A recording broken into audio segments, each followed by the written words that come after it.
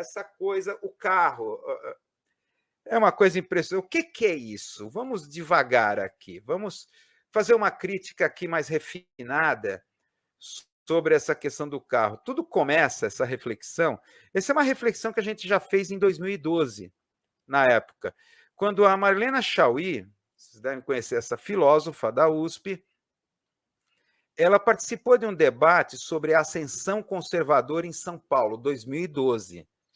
2012. Na época, estava se considerando São Paulo um enclave conservador dentro do Brasil. A ascensão, já se percebia a ascensão do que se dizia conservadorismo ou neoconservadorismo. E aí a USP promoveu esse debate, que foi na Faculdade de Ciências Sociais da USP, isso em agosto, se não me engano, agosto de 2012. Ela partiu do seguinte, uma fala dela muito boa, a classe média, diz a Marlene Chauí, a classe média paulistana é um mistério. Convidam você para ir à casa deles, é bem recebido, fazem uma comida especial para você, te levam até a porta, oferecem carona, etc. Mas basta dirigir um carro, entrar numa fila ou num espaço que deve ser compartilhado para se transformarem em bestas selvagens. Essa fala foi muito interessante da Marlene Chauí. E no discurso dela, mas por que a classe média paulistana se transformou assim? Ela fala de uma, em primeiro lugar, de uma que o autoritarismo não está apenas no Estado, como nas ditaduras, né, ditadura militar, mas está cristalizado em relações hierárquicas nas sociedades, verticais, oligárquicas, em que a desigualdade ela é naturalizada. Tá? Até aí, nenhuma novidade, que é o que ela falou. E a violência é deslocada para o campo da criminalidade e delinquência. Não a violência da luta de classes, mas a violência jogada, o que é da luta de classes, é jogada para o campo da criminalidade e delinquência, ou seja, problema policial, não é um problema político. Isso estaria na cabeça dessa classe média paulistana. Mas ela fala que há algo sinistro acontecendo. Isso é interessante. O impulso neoliberal. Na verdade, essa classe média de São Paulo vem de um estado que, em primeiro lugar, se desindustrializou, esse movimento da globalização, e o domínio, a hegemonia do capital financeiro. Esse primeiro fenômeno da financiarização aqui em São Paulo. E você vê uma classe média formada com essa cabeça neoliberal. Tá? Aí é que ela coloca uma coisa interessante. Ela fala sobre os aparatos que o neoliberalismo trouxe para a classe média paulistana. Aparatos que fizeram a cabeça.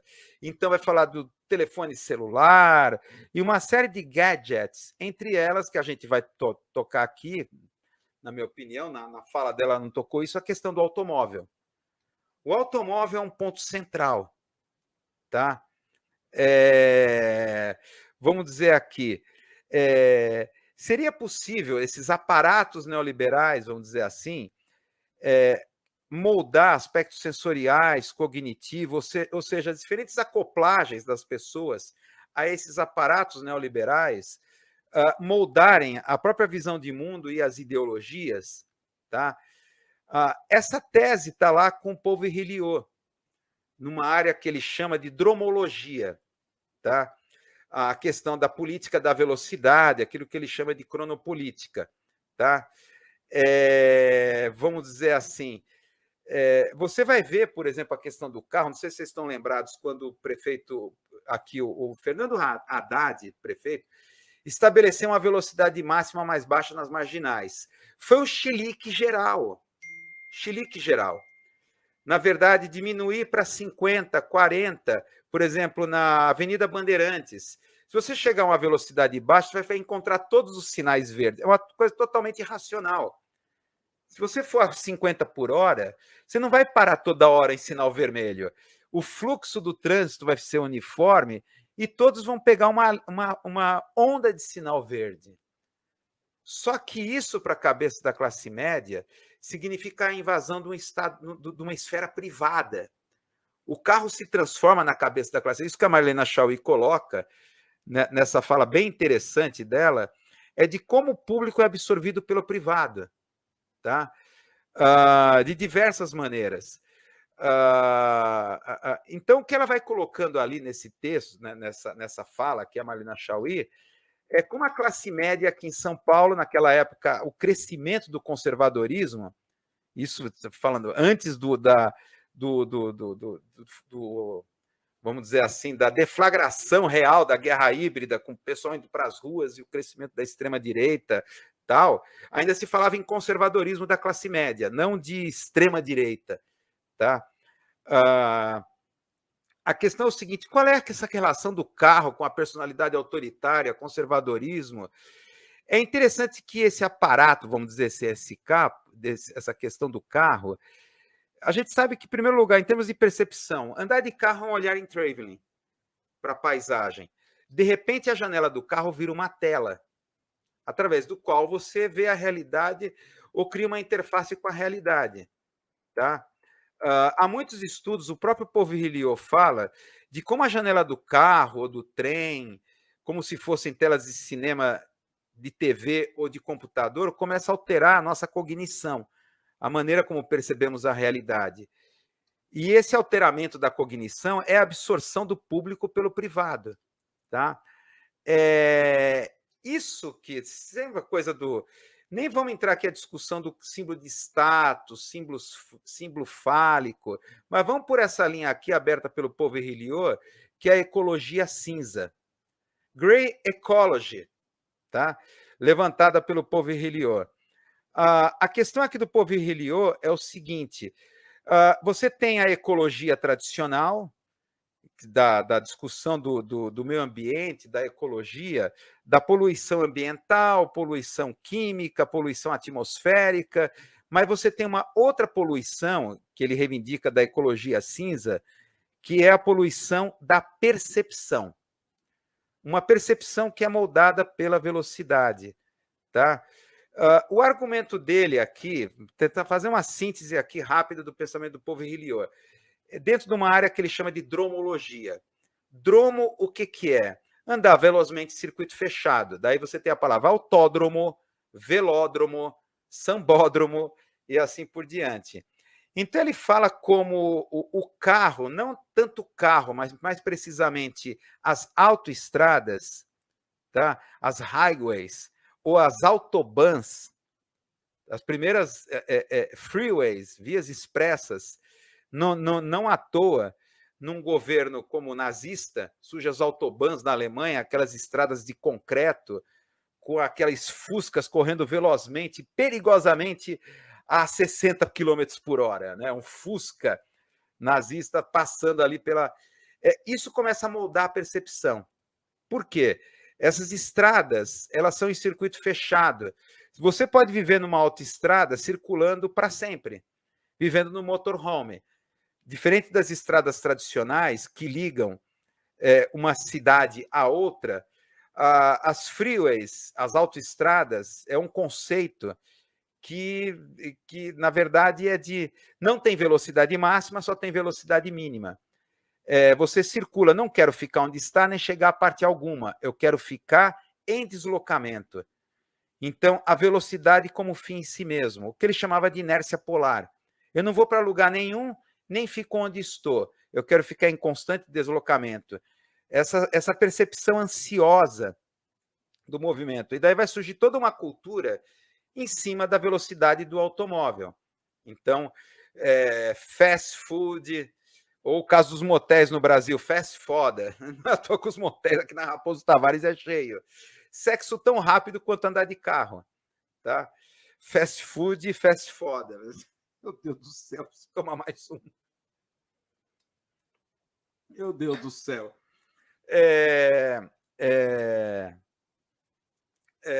Então ele fala em cronopolítica, tá? Como esses objetos em movimento, esses meios em movimento, cada vez mais velozes, mas você vai falar, mas o trânsito está parado. Você percebe que as vias urbanas também são estruturadas como freeway. Por exemplo, Los Angeles é um exemplo, e no caso de São Paulo, com o prefeito Prestes Maia, suas duas gestões de 38 a 45 e de 61 a 65, eles planejaram, retificaram o Rio Tietê, criaram essas marginais horrendas, e a cidade foi estruturada, foi urbanizada em termos de radiais e perimetrais. Tá? Não à toa que a urbanização da cidade parece uma mira de um revólver, se você for ver bem, como radiais e perimetrais. Tá? E não é à toa como atingiu a classe média, isso do Haddad, era impressionante. O ódio que vocês estão limitando as marginais, é como um símbolo, sempre foi, desde a ditadura militar. Você tinha os grandes hipermercados, Play Center, não sei se alguém lembra do Play Center, assim, onde a classe média ficava encantada, indo para os primeiros hipermercados, sempre ao lado ali das marginais, reproduzindo o sonho americano dos subúrbios, né, das grandes highways que ligava indo a subúrbios, com os primeiros shopping malls, no caso aqui o Shopping Eldorado, ao lado da Marginal Pinheiros. Então passou a ser um símbolo, né? E aí, claro, o Haddad entra, não, tem que limitar a velocidade que vai beneficiar a todos. Que isso, tá? Então, sem falar que também o carro, ele cria essa percepção de controle. Se você olhar para o painel, cada vez mais os painéis passa a sensação de controle, tá? Além de símbolos de status e prestígio, é como se esses painéis digitalizados, aplicativos Waze, te desse uma sensação, não passa tanto pela questão fálica, mas pela questão do controle. Há uma racionalidade, eu controlo o meu destino, eu controlo o meu caminho, o eu. Essa interiorização, privatização do espaço que é urbano. Na verdade, não estou andando sozinho, não sou um Robinson Crusoe, mais uma Robinsonada. Eu estou num fluxo onde tem outras pessoas. Tá? Então, você tem uma situação aqui, vamos falar de ecologia cinza, essa zona cinza do autoritarismo.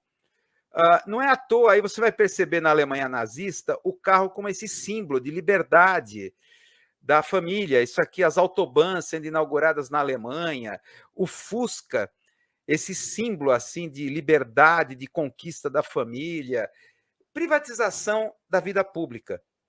Tá?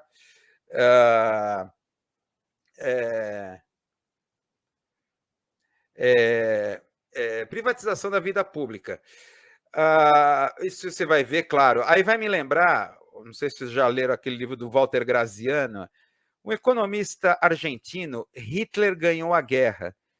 É um título provocador. Está aqui, continua.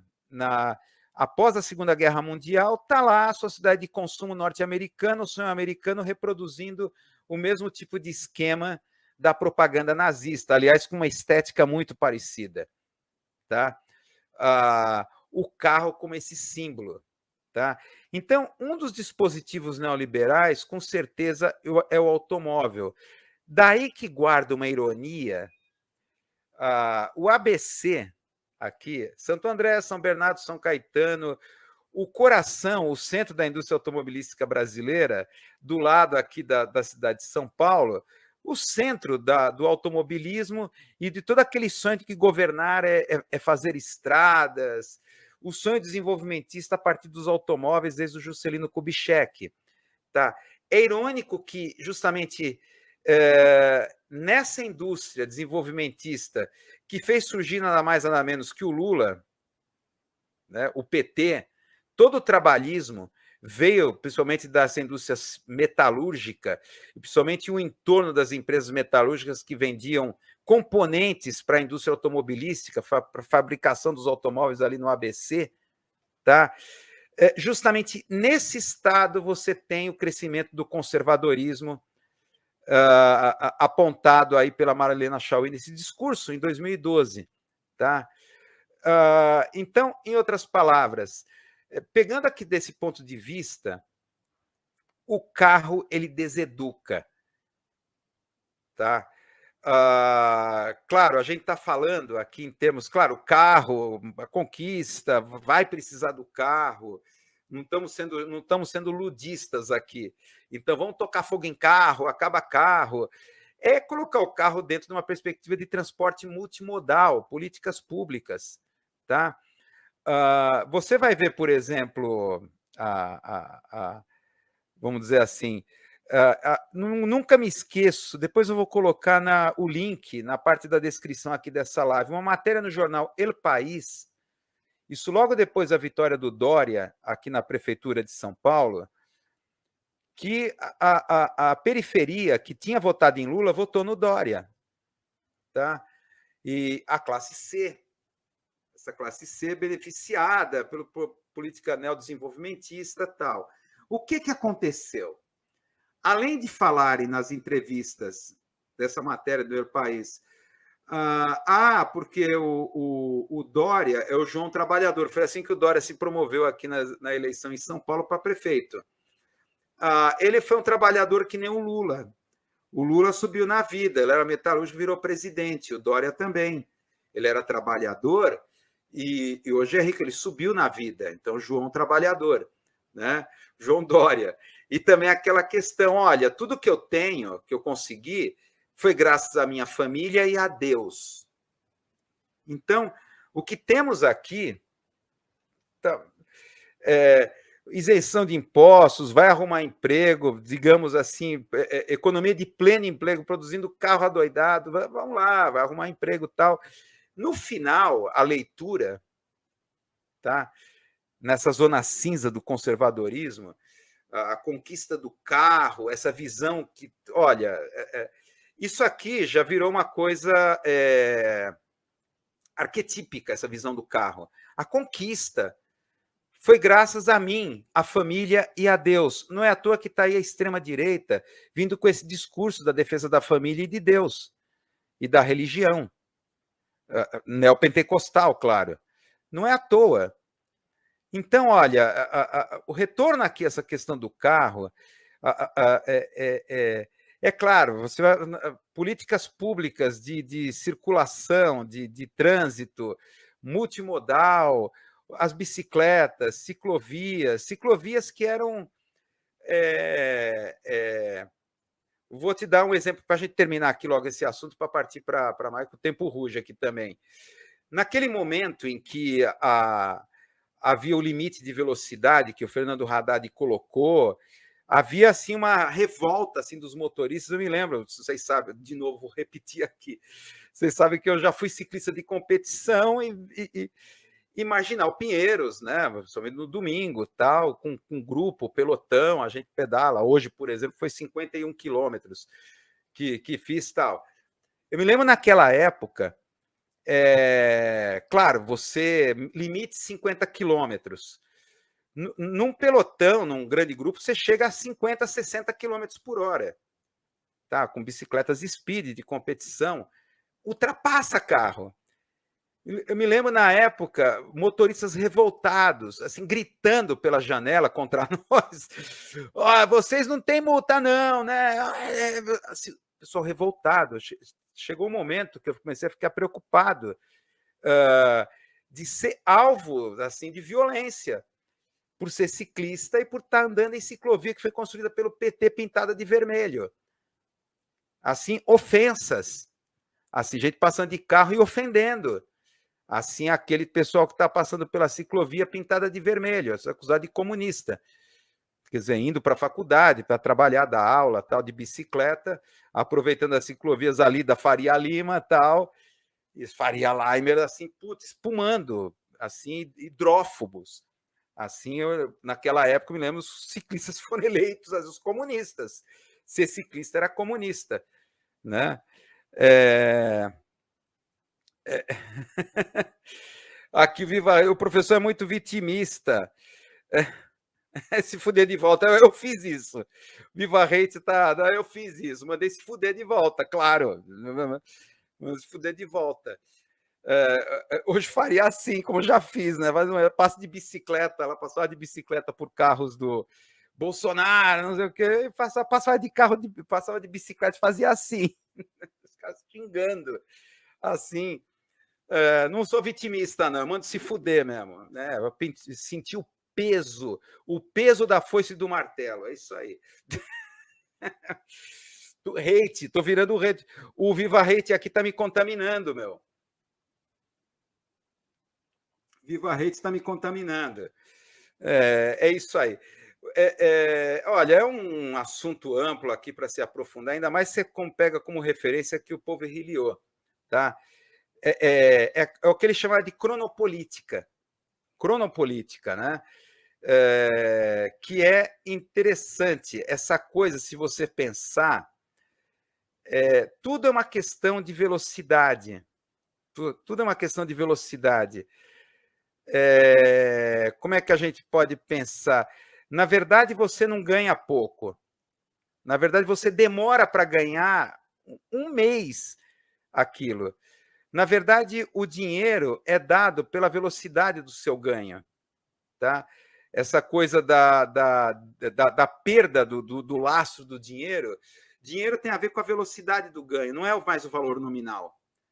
Né? O dinheiro já não tem mais o valor nominal. O que o capitalismo financeiro, a globalização e as bolsas